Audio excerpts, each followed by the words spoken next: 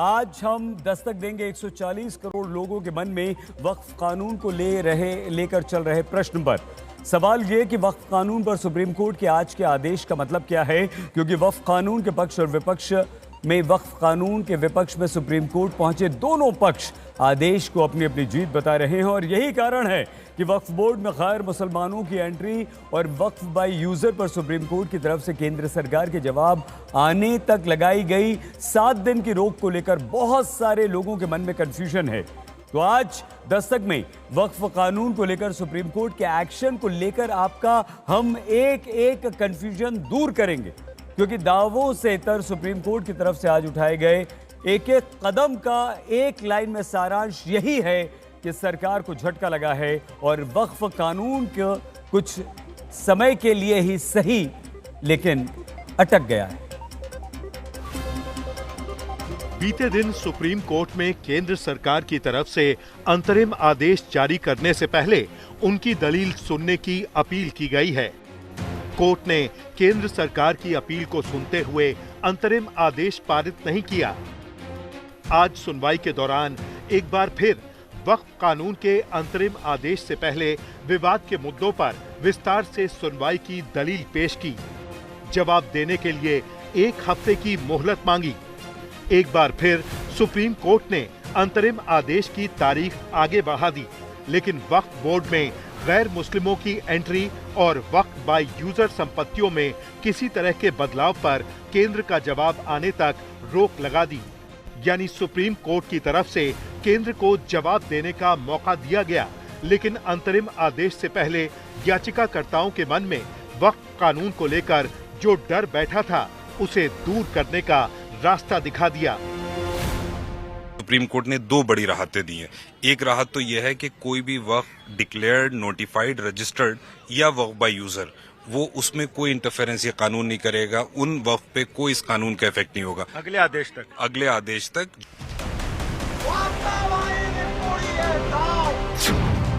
Supreme court से सरकार को बड़ा झटका।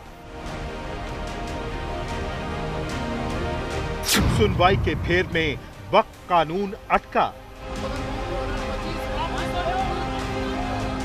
क्या वक्फ कानून पर फंस गई सरकार?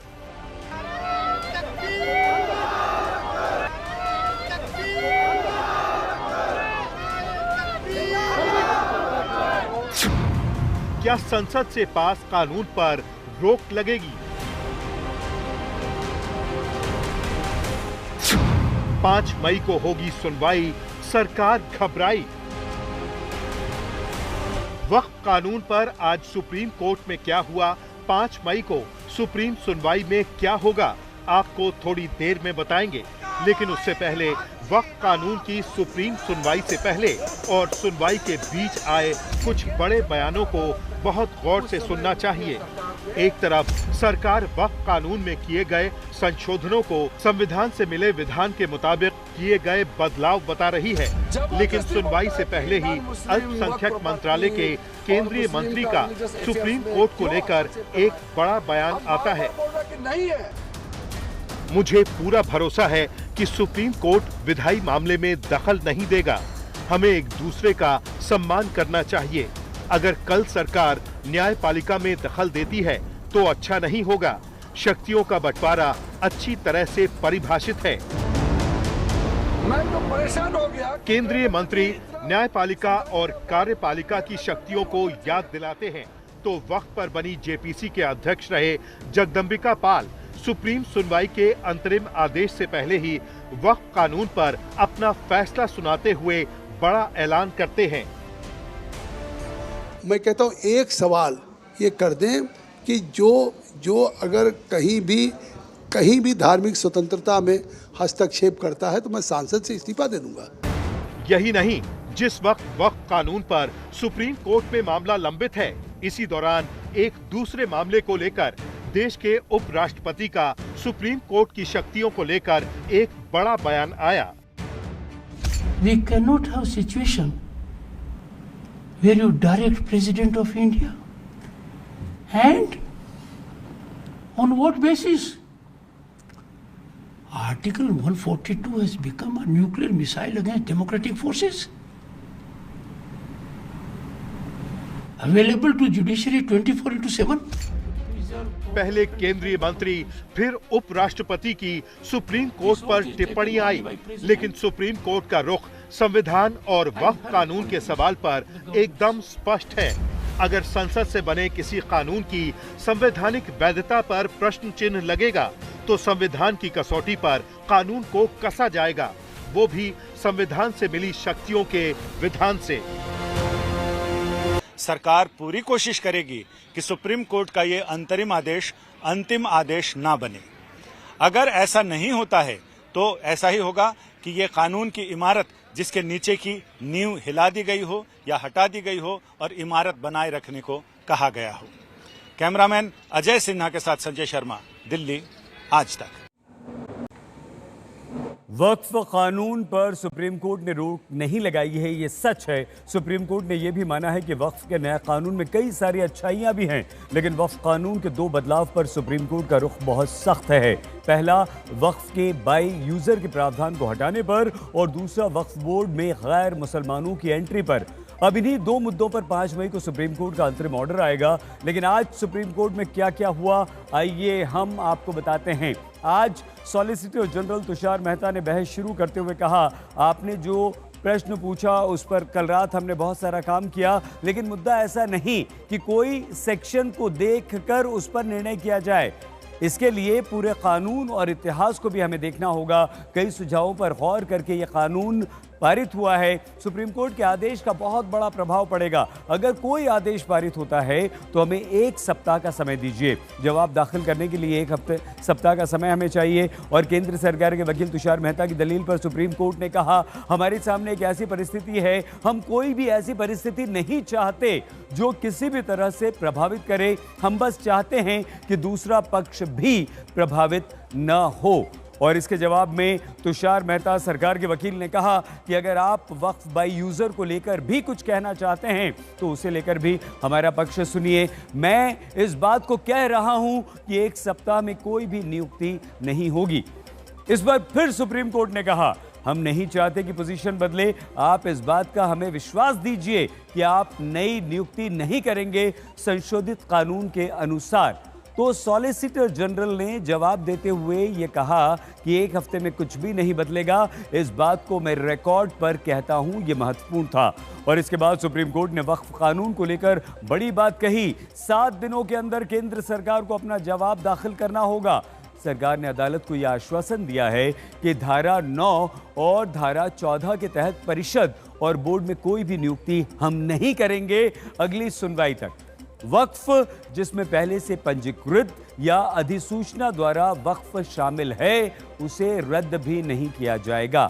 अब एक बात यहां पर और, कोर्ट में आज क्या क्या हुआ है ये तो आपने बहुत अच्छी तरह से देख लिया। आइए अब हम आपको बताते हैं कि आगे क्या होगा। अब 5 मई को वक्फ कानून पर सुप्रीम कोर्ट में सुनवाई होगी। 5 मई को क्या होगा इसे समझिए। सुप्रीम कोर्ट के सामने केंद्र सरकार का जवाब होगा। केंद्र के जवाब पर याचिकाकर्ताओं का प्रत्युत्तर होगा। दोनों पक्षों की दलीलें कोर्ट के समक्ष मौजूद होंगी। अगर केंद्र के जवाब से कोर्ट संतुष्ट हुआ तो रोक नहीं लगाएगा। अगर संतुष्ट नहीं हुआ तो 2 मुद्दों पर निर्णय आने तक यथास्थिति बरकरार रहेगी। अब सबकी नजरें 5 मई को सुप्रीम कोर्ट पर टिकी हुई हैं। 5 मई को ही सुप्रीम कोर्ट में पूरे मामले को लेकर आगे की प्रोसीडिंग पर निर्णय लिया जाएगा। आपको समझाते हैं आगे की सुनवाई सुप्रीम कोर्ट में कैसे होगी। सुप्रीम कोर्ट ने तय किया है कि 125 याचिकाओं में सिर्फ 5 याचिकाओं पर सुनवाई होगी। याचिकाकर्ताओं को ऐसी 5 अर्जियों को चुनना है जिसमें विरोध के सभी मुद्दे मौजूद हों। सिर्फ 5 याचिकाओं पर सुनवाई से वक्फ कानून पर फैसले में कम वक्त लगेगा। कोर्ट ने तय किया है कि वक्फ कानून पर 5 वकील पक्ष में और 5 वकील विपक्ष में बहस करेंगे। मुस्लिम पक्ष की तरफ से 5 वकीलों के नाम तय किए जा चुके हैं जो बहस करेंगे। कपिल सिब्बल, अभिषेक मनु सिंघवी, राजीव धवन, सलमान खुर्शीद और हुजैफा अहमदी। वक्फ कानून को चुनौती देने वाले याचिकाकर्ताओं के नोडल वकील एजाज मकबूल होंगे। कानून का समर्थन करने वाले याचिकाकर्ताओं की ओर से 5 वकीलों का पैनल होगा। संभावित वकील होंगे राकेश त्रिवेदी, मनिंदर सिंह, रंजीत कुमार, रविंद्र श्रीवास्तव और गोपाल शंकर नारायण। नोडल काउंसिल की जिम्मेदारी विष्णु शंकर जैन संभाल सकते हैं।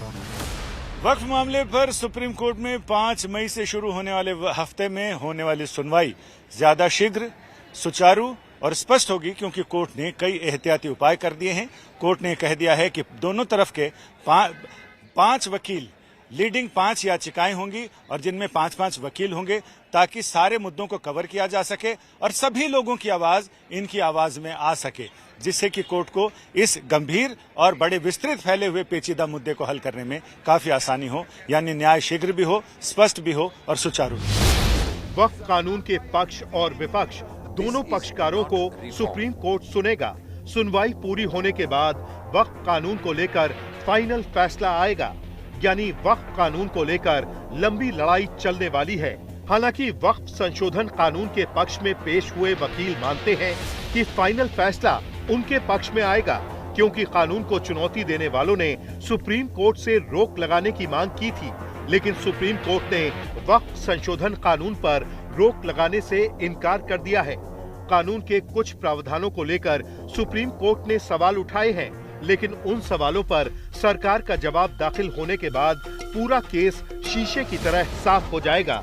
देखिए, ये सरकार के लिए झटका नहीं है। ये एक सरकार ने जो कानून बनाया था, एक तरीके से आज सर्वोच्च न्यायालय ने उसके ऊपर अपनी मोहर लगा दी है कि ये एक जो लीगल पेचीदियां हैं वहाँ यहाँ पे हमें उनको समझने की जरूरत है। देखिए, माननीय सर्वोच्च न्यायालय ने 1 हफ्ते के लिए उन प्रॉपर्टीज के डी नोटिफिकेशन पे रोक लगाई है कि भाई जो रजिस्टर्ड है या फिर जो गैजेटेड है।